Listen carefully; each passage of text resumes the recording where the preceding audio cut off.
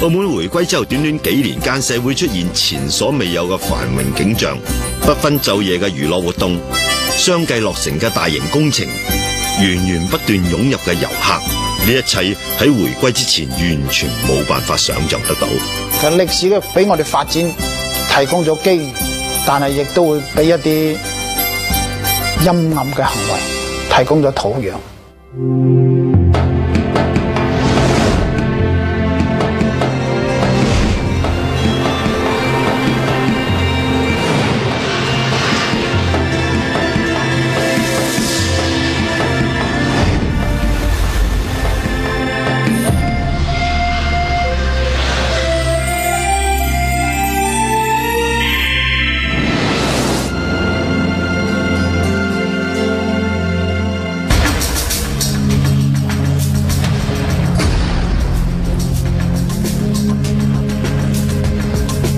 2006年12月6號，距離澳門回歸7週年只有14日，特區上空突然風雲變色，澳門開埠400幾年嚟最大嘅貪污案被揭發出嚟。案件主角運輸工務司司長歐文龍涉嫌嚴重貪污受賄同埋非法操縱金融活動，被澳門廉政公署拘捕。事件震驚中港澳三地。呢宗世紀巨貪案之所以令人震驚，係佢所涉及嘅金額高達澳門幣8億元，涉及嘅人數高達30幾人，包括歐文龍嘅父親、太太同埋細佬等等。歐文龍本人當時更加係特區嘅主要官員，一度被視為澳門第3屆特首嘅熱門候選人之一。咁樣一個嘅舉足輕重人物，點樣墮落成為世紀巨貪？澳門竹仔室斜巷呢一度係特區行政長官同主要官員嘅官邸區，門牌21號 C 就係運輸工務司司長嘅官邸。佢嘅舊主人歐文龍曾經喺呢度住咗整整6年，直至2006年12月6號被捕為止。當日呢度平靜如常。下晝3點鐘，歐文龍按既定嘅行程出席以特首何厚鏵父親何賢為名嘅何賢星命名儀式，席上何厚鏵、歐文龍等嘅一眾官紳談笑風生，點都諗唔到一場8級颶風即將吹到。據媒體報道，當晚8點鐘，行政長官何厚鏵喺睇表演嘅時候，突然接到廉政專員張宇嘅電話，報告歐文龍涉嫌嚴重貪污案，證據確鑿。佢隨即離場簽署拘捕令，同時上報中央。深夜11點，歐文龍喺官邸俾幾名廉署人員扣上手扣帶走，之後佢就再翻唔到嚟啦。澳門特區政府對呢件事嚟講個態度係清晰同埋堅決嘅，即刻決定咧係依法進行調查，同埋咧免去相關嘅職務。我昨天晚上咧係批准咗咧，係正式拘留咗咧歐文龍司長咧，係進一步調查，係歐司長咧管轄下邊嘅範圍裏邊咧，係以權謀私咧，呢個證據係比較確鑿。7號上晝，何厚鏵罕有咁聯同廉政專員張宇喺政府總部召開記者會，佢神情凝重咁向公眾交代事件。究竟澳門廉署掌握到乜嘢證據偵破呢一宗案呢？香港廉政公署喺案件裏面又擔當乜嘢嘅角色呢？民間一直有2種講法。事實成單案呢，根據我哋嘅調查結果呢，最早就因為呢，就喺英國倫敦發生皇家十字路口爆炸案，咁啊英國政府開始查呢，就係嗰一陣前後呢，有冇啲大規模嘅資金調動，就查到就歐文龍個老婆陳明英呢，呢個戶口就收到好多錢，數以億計嘅錢。呢啲錢全部從香港20幾30個唔同戶口匯俾佢嘅，咁然後就通過國際刑警組織就要求香港協助調查。譚志強話：香港廉署同金融管理局喺接到通知之後開始着手調查，發現呢啲戶口全部同一個姓歐嘅澳門人有關。咁最後就抽絲剝繭咧，就查到歐文龍咧涉及大型嘅貪污洗黑錢。咁跟住將個調查結果就送咗俾中央，就冇直接送俾澳門特區政府嘅。咁而家中央考慮咗一輪之後咧，就直接發落嚟，就叫何華你自己睇住嚟辦啦。另一種講法就係來自媒體嘅報導，話香港廉政公署率先揭發案件。廉署雖然唔回應有關嘅講法，但就承認喺案件當中有參與港澳兩地嘅聯合行動。我哋同澳門嘅廉政公署一向都係緊密合作。喺今次事件呢，我哋亦都係進行咗一啲聯合嘅偵察行動嘅。咁但係個案嘅詳情，我係不便喺呢度評論嚇。報道話，香港廉署喺06年11月中進行例行情報收集嘅時候，發現有銀行戶口出現金額異常龐大嘅交易活動，而可疑戶口嘅持有人係以英文 AO 嘅歐姓作為登記，並非香港人慣用嘅英文 AU。廉署隨即深入調查，發現所有證據直指歐文龍本人，於是喺11月底將案件移交俾澳門廉署。如果香港透過反洗黑錢嘅嗰個規矩咧，而發現到一啲不規則嘅情況出現嘅話咧，其實嚟講，佢係有機會咧係成為最首先發現呢件事嘅人嚟嘅。澳門廉署披露嘅案情就話，喺案件曝光之前，廉署根據舉報消息，只有人利用職權受賄，於是展開150小時嘅調查行動。喺原來我哋調查開嘅基礎上面咧，亦都係收到香港廉署方面一啲有關財務嘅帳目，係綜合各個方面再去部署個調查，搜集個證據，而若到咗係時機成熟，如果證據比較充分嘅時間咧，按照我哋調查嘅部署咧，採取行動。張裕話：案件嘅調查早喺05年就已經展開，並非外界所指嘅喺案件曝光之前先至進行調查。呢個講法可以喺案發前澳門建築界內出現嘅一啲異常舉動睇到端倪。喺歐案未發生之前咧，係有一啲嘅承判商，特別係政府嘅大嘅承判商咧，其實都有傳過。澳門廉政公署咧，佢已經係監控緊，或者嘅有冇開 file 去調查佢，我唔知。總之係有人係跟緊佢哋嘅一啲表現咯，即係一啲因為收咗職，啲政府大型工程收咗職，收咗錢之後點樣豪發啦，點樣去咩，佢都要跟蹤緊佢啲嘢。咁亦都係有他劇嘅，我知佢哋。蕭燦添話：廉署呢啲行動喺案發之前幾個月已經開始。雖然廉署當時未必知道呢啲人同歐文龍有關，但係業界已經意識到將會有事發生，但係就冇人會諗到事件咁嚴重。啲業界都話咧，冇辦法啦，有人去使咗呢啲，咁佢咪入到圍咯，我哋就冇啦，即係都有呢啲怨言咯。歐文龍案喺澳門引發強烈震動，由於事發突然，檢控部門要喺短時間內揾到有力嘅證據，先至可以成功向歐文龍提出檢控。我哋接到呢個卷宗文件呢，要喺48個小時裏邊必須要上法庭。但係我哋接到嘅文件，我哋睇到嘅證據呢係好多。被告人本身係前主要官員，一下子要處理呢一個案件，而唔係話經歷過比較特別長嘅一個調查階段，當然會覺得好急。面對咁錯綜複雜而又龐大嘅案件，澳門檢察院面對前所未有嘅困難。呢一個案件可以講呢，就係佢涉及嘅犯罪金額好大，可以講係歷來呢最大嘅一個案件。第一個特點，佢就金額好大。第二呢，涉及到嘅犯罪行為嗰個流程呢，亦都好廣，不但係本澳啦、香港啦，甚至喺外國。第三呢，按照澳門特別行政區我哋嘅訴訟法嘅規定呢，因為嗰個被告人呢係前特別行政區政府嘅主要官員，所以佢嘅嗰個司法管轄權呢喺終審法院。但其他嘅被告人呢，按照澳門法律嘅規定呢，對佢哋嘅審判嘅管轄權呢，又係初級法院。變咗你哋睇到個案件呢，好似要分開喺兩邊唔同嘅審理。何超明隨即決定由特別案件組嚟處理，包括3個助理檢察官在內嘅總共8個人，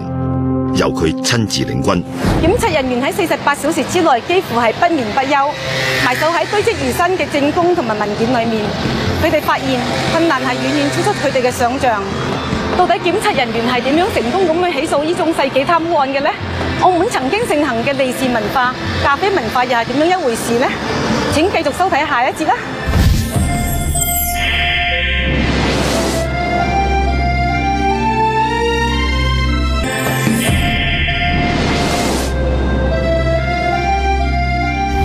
澳門前運輸公務司司長歐文龍因為涉嫌貪污受賄等嘅罪名，被澳門廉署拘捕。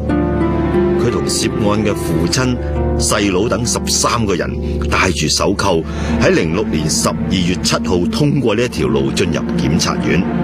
之後就被囚車載去路環監獄。歐文龍雖然鋃鐺入獄，但係檢察院未能夠鬆一口氣。負責案件檢控嘅特別案件組必須喺48小時之內揾到確實嘅證據。我哋主要調查呢，就係嗰個資金嘅匯款啊嘅來源同埋出處。喺呢個過程裏邊呢，就係同時會觸犯一啲乜嘢嘅罪名。尤其係喺本澳同埋境外之間嘅嗰種聯絡，可以作為最後檢控嘅嗰個基礎。同一時間，香港廉署喺香港搜查同歐文龍有關嘅銀行戶口、保險箱同埋空殼公司等等。而澳門廉署就到歐文龍官邸、辦公室、物業等地進行搜查，帶走好多人翻去廉署協助調查，並且以各種嘅方法嚟到偵察涉案嘅人士。包括如果係港澳都相同嘅或者係經司法機關批准嘅一啲竊聽號，或者係一啲嘅監視跟蹤各種各樣嘅綜合然後到個時間作出一個分析。隨住調查深入，檢察人員發現歐文龍犯案嘅手法相當迂迴。為求將風險降到最低，佢哋用身邊嘅至親，將收到嘅數以億計嘅巨額賄款轉折傳入妻子、父親、細佬等家族成員喺香港開設嘅幾十個戶口裏面，再轉匯到喺英國嘅相關戶口，或者係用提取現金支票等嘅方式交收巨額款項。綜合以上種種線索，檢察人員終於揾到確鑿嘅證據，可以對歐文龍提出起訴。主要係銀行嘅文件，好清楚咁記錄咗一啲資金往來、調撥同埋行為人點樣非法咁佔有呢啲資金，呢個係好確鑿。外界一直有個疑問：歐文龍出身中產家庭，生活富裕，係咩原因令到佢墮落到咁嘅地步？要回答呢個問題，必須先回到澳門歷史嘅起點。其實澳門城就建立喺500兩白銀嘅繪金上面嘅。喺1557年嘅時候咧，澳門能夠開埠咧，就因為葡萄牙嘅大船長 Leonel Sousa 就俾咗500兩白銀嘅繪金俾當時管理澳門及其附近海域嘅一個中國官員。呢個官員叫汪柏。澳葡政府統治之下，貪污喺澳門已經成為一種常態。就喺葡萄牙嘅海外殖民政策有少少似古羅馬帝國嘅，派得你去海外做總督咧，唔該你咧刮翻夠本翻嚟就貢獻羅馬城。呢種殖民地理同香港完全唔同嘅。上為之，下效之。幾百年嚟，澳門都係盛行利是文化、咖啡文化。呢個社會咧，周圍都要錢嘅，所以我叫咖啡文化。即係錢又唔係好多，一杯咖啡錢啫。但係你好多時就係咁濕碎咁，你就使好多出去嘅。做咗10幾年飲食同建築生意嘅蕭燦添就經歷過呢一個階段。喺建築方面啊，咁有時申請執照咧，希望即係批得快啲啊。或者係收積收得快啲啊，咁呢啲利是嘅文化都有。最主要即係話你譬如收積時嗰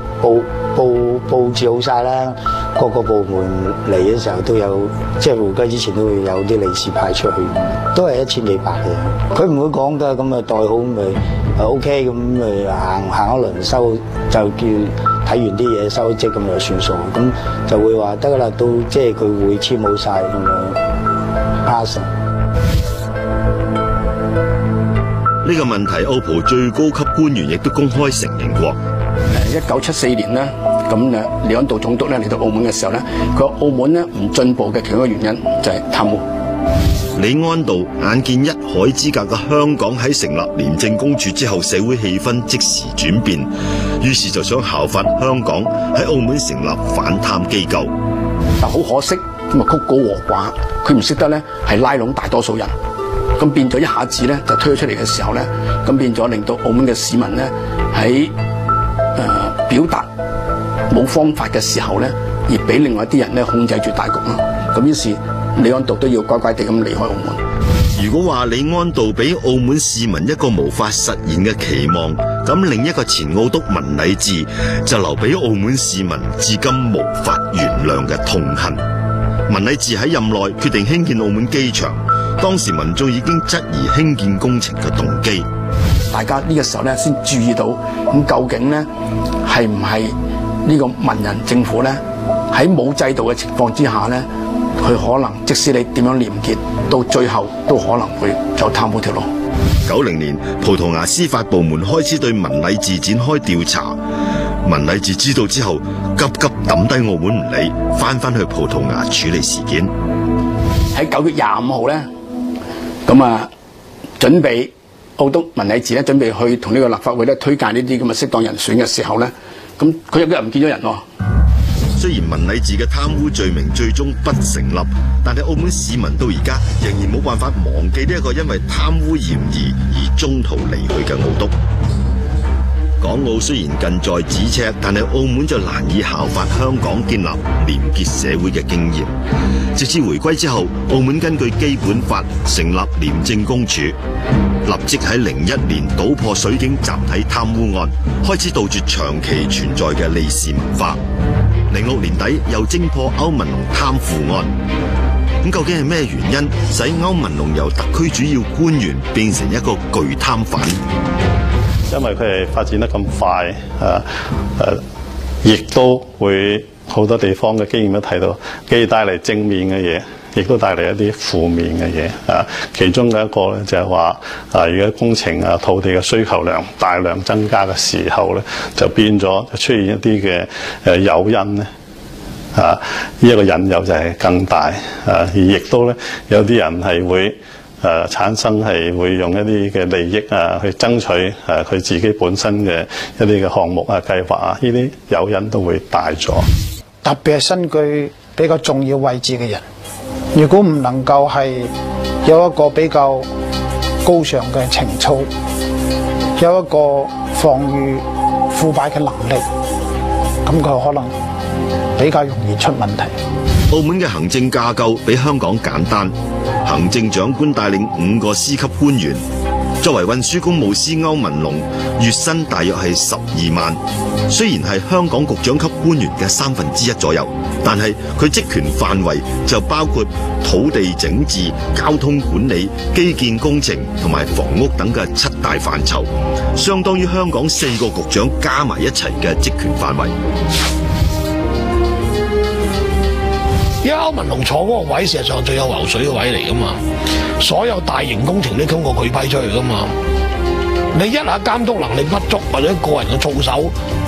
有啲問題，意思稍就話係稍為喺銀彈之前動搖嘅，咁你咪收黑錢收咗8億咯。澳門回歸之後，特區政府為咗扭轉澳葡時期經濟年年出現負增長嘅局面，決心大力發展經濟。歐文龍睇準咗呢個時機，利用職權影響多宗土地、公共工程嘅批給。當中震驚整個澳門嘅就係東亞運動會體育館，即係俗稱澳門蛋，興建工程費用嚴重超支80%，高達近6億元。歐文龍喺庭上面咁樣辯護，如果超出50%呢個時候名稱上先至可以叫做超支，